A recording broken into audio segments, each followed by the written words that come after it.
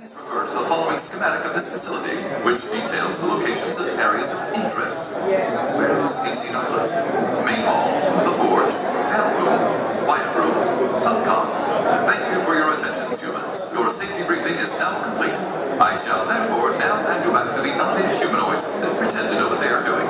Careful, this one seems to need an oil change.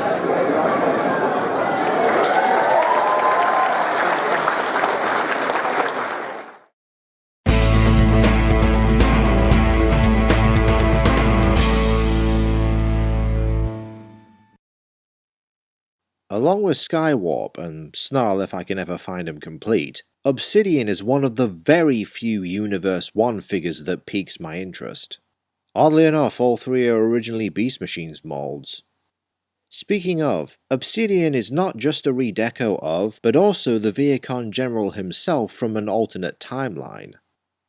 This was first sold in a 2-pack with a ghastly repaint of Mega Class Tankor. Thankfully, conventions and online retail make it possible to buy them separate. This mold's been used several times: Beast Machines, Robots in Disguise 2001, Universe 1, and Takara's Beast Wars Returns. Of the four, I'd say this has one of the better decos. Not that the others are bad, but this combo, to me, works a treat. The translucent red, I wouldn't say pops, but it contrasts nicely against the dark blue and grey.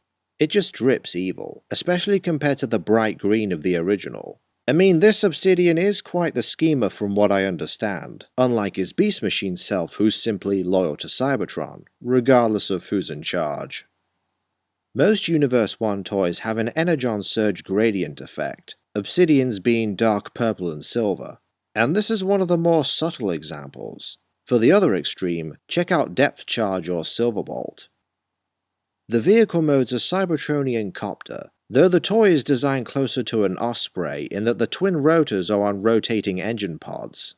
Then again, they probably wouldn't be if the rotors didn't double as pressure-launched projectiles. For other gimmicks, the rear landing gear folds up, and like most Viacon designs, the cockpit is a vehicular head which can extend and look around on a multi-jointed neck. This makes him especially lethal given his deployable nose gun.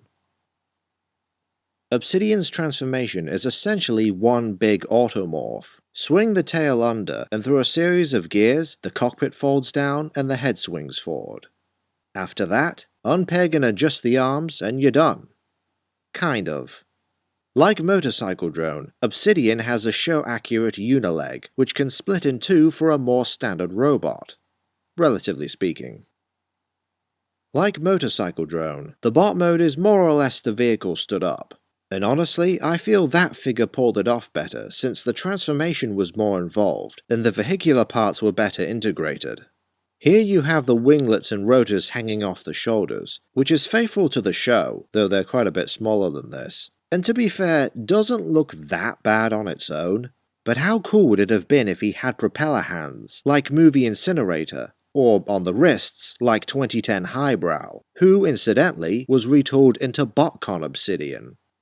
As is, the closest thing to digits, let alone hands, are these painted guns within the pods. I mean, guns for fingers? That's pretty neat, as Demolisher can attest to. But it would have worked better if they extended from the pods, as opposed to these molded and painted nubs which just looks lazy. Obsidian's posability is pretty weak, especially the shoulders which are hindered by the winglets. Also the twin rotors make him slightly top-heavy. Depending on the pose, you'll either use the landing gear as feet and the tail fins as heel spurs since they're longer, or vice versa to keep him stable. But credit where it's due, Obsidian has two things over Motorcycle Drone. He has working hips, and he doesn't need his arms with protruding missiles to prop him up, at least in the unileg mode.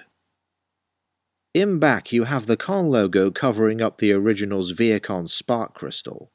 I would have preferred it if the symbol was encased in the crystal itself. A nitpick, sure, but merely placing a tampograph orb sticker over it kills the illusion of it being a sparkly orb. In the end, despite the cool color scheme and alt mode, the robot's incredibly basic design and limited articulation puts Obsidian below Skywarp, and if we're talking Viacon base molds overall, Motorcycle Drone. He's not an awful toy though, and if you want to show accurate deco for the guy, this is as close as Hasbro ever got. That's kinda sad actually.